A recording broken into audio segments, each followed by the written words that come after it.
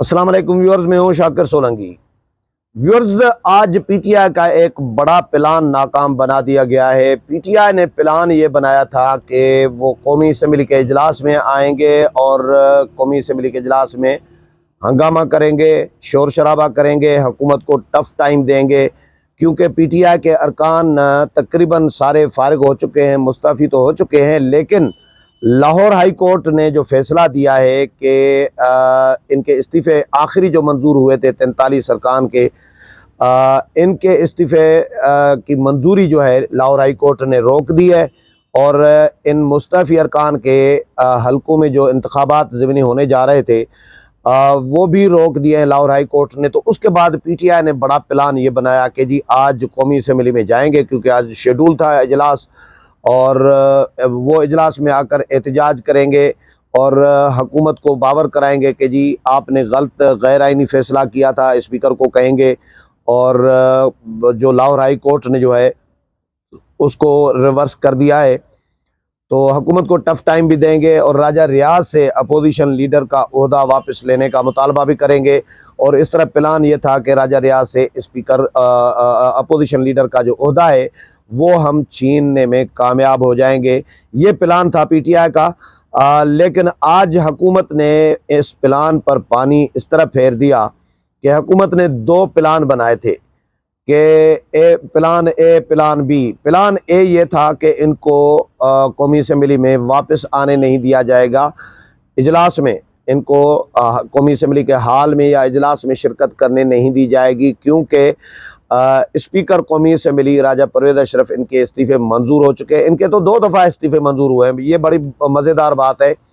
एक दफ़ा भी नहीं, 2 दफ़ा मंजूर हुए हैं, लेकिन दोनों दफ़ा को ये तस्लीम नहीं कर रहे। पहले इनकी कासिम सूरी इनके सारे इस्तीफ़े मंजूर करके गए थे और जिसको ये क्लेम करते थे कि जी हमारे इस्तीफ़े तो मंजूर हो चुके हैं। स्पीकर कौमी असम्बली राजा परवेज़ अशरफ ने रिवर्स कर दिया फैसला कि जी मैं इस पर नज़रसानी करूँगा और दोबारा जायज़ा लूँगा।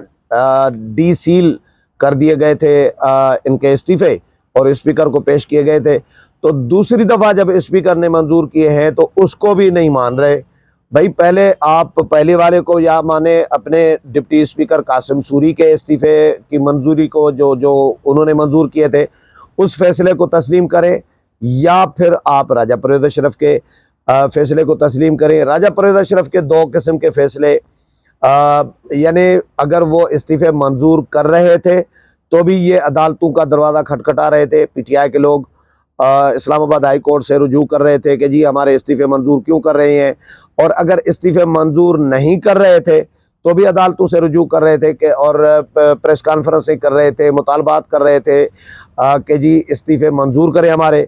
जब हुकूमत ने अपनी हिकमत अमली बनाई कि जी हमने इस तरह मरहले वार 20-20, 30-30 करके इनके इस्तीफ़े मंजूर करने हैं और इनको फारिग करना है कौमी असम्बली से, तो उसके बाद इनका होश ठिकाने आया और इनको बाद में अक्ल आई कि यार ये तो हमारे साथ हाथ हो रहा है। और लान तान तो इमरान खान पर भी की जा रही है पीटीआई के लोगों की जानिब से। अंदर खाना ऑफ द रिकॉर्ड जो बातें हो रही है लोगों से, उसमें पीटीआई के लोग खुद इमरान खान के ख़िलाफ़ सर पीट रहे हैं, जिस तरह परवेज़ लाई सर पीट रहे हैं। और परवेज़ लाई ने ऑन द रिकॉर्ड ये कह भी दिया कि जो फवाद चौधरी है इन्होंने इमरान खान को कान भर भर के असम्बली तहलील कराई। फवाद चौधरी अगर थोड़ा 2 महीने पहले गिरफ़्तार हो जाता, 1 महीना पहले गिरफ़्तार हो जाता तो हमारा काम हो जाता, हमारी असम्बली बच जाती। ये परवेज़ लाई के अल्फाज है। और ये मोटा जो है, ये भी अल्फाज है कि ये मोटा जो है इमरान खान को हमारे ख़िलाफ़ कान भरता रहता था। तो यानी अब परवेज़ लाई भी इमरान खान के फ़ैसले पर सहमत नहीं है, राज़ी नहीं है। वो भी इख्तलाफ अपना क्लियर कर चुके हैं कि जी उनकी मर्ज़ी के ख़िलाफ़ असम्बली तहलील करवाई गई।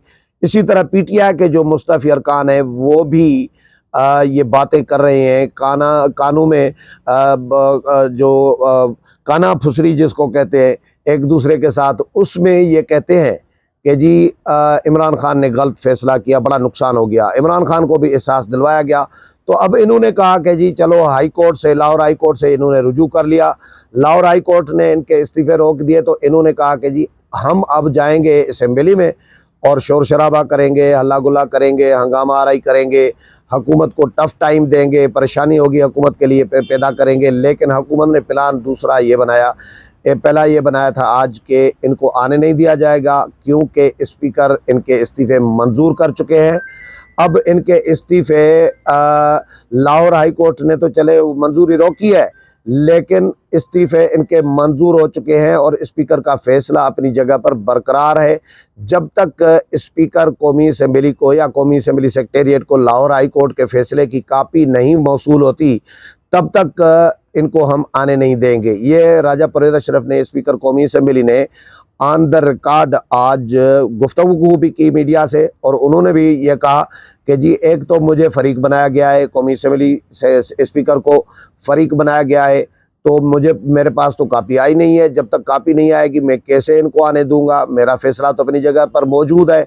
टीवी चैनल्स पर तो हमने सुना है कि लाहौर हाई कोर्ट ने फैसला दिया है, लेकिन एक्चुअली जो फैसले का मतन है वो जब तक मैं नहीं पढ़ता और उस पर आईनी माहिरीन से मुशावरत नहीं करूंगा, तब तक मैं कैसे कोई फ़ैसला कर सकता हूं।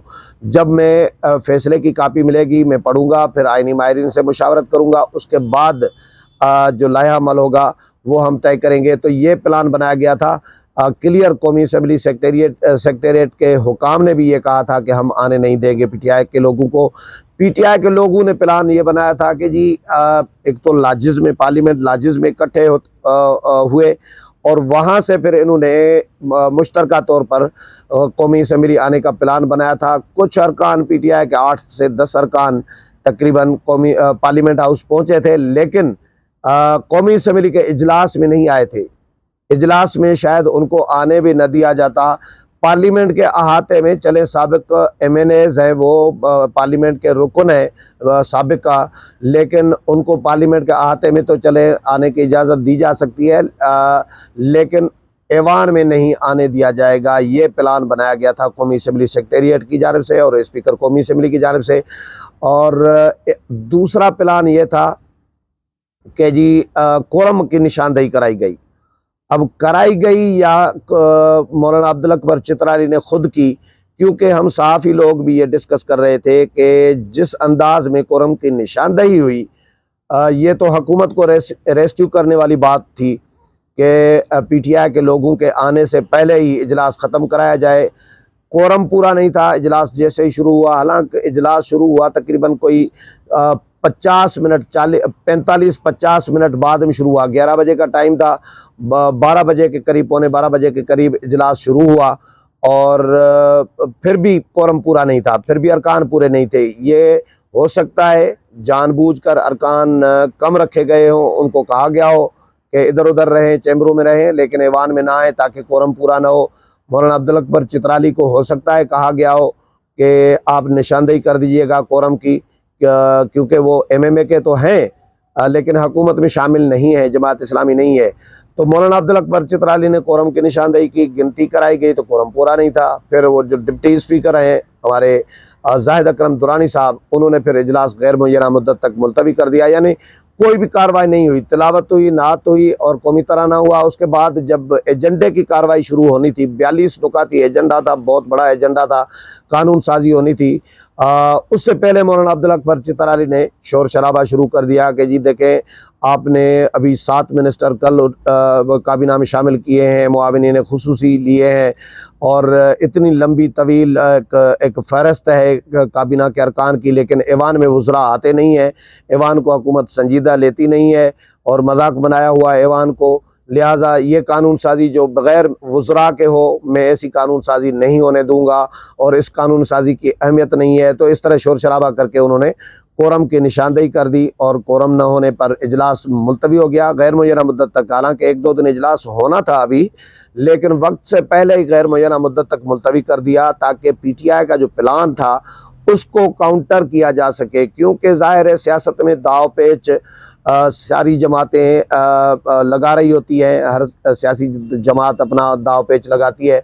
तो पीटीआई का प्लान कुछ और था और उसको काउंटर करने के लिए हुकूमत ने और कौमी असम्बली सेक्रेटेरिएट ने और स्पीकर ने प्लान ये बनाया था, जिसके तहत पीटीआई का प्लान जो है वो आज धरा के धरा रह गया। उम्मीद है प्रोग्राम पसंद आया होगा। अगले प्रोग्राम में फिर मुलाकात होगी, तब तक इजाजत चाहता हूँ। अल्लाह हाफिज।